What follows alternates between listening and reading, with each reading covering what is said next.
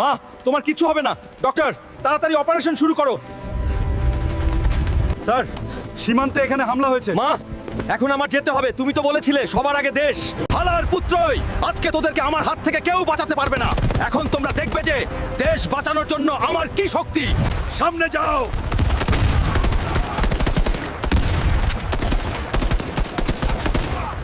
এবার তোমাদের দেখাচ্ছি কে কারে হারাবে।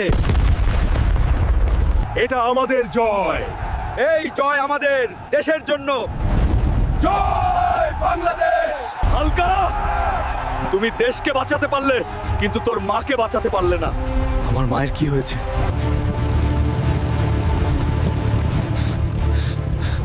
আমাকে ক্ষমা করে দাও মা, আমি তোমার জন্য কিছু করতে পারলাম না। আমাকে মাফ করো। চিন্তা করো না হালকা, তোমার বন্ধুরা তোমার মায়ের জন্য লাইক, কমেন্ট, সাবস্ক্রাইব করবে।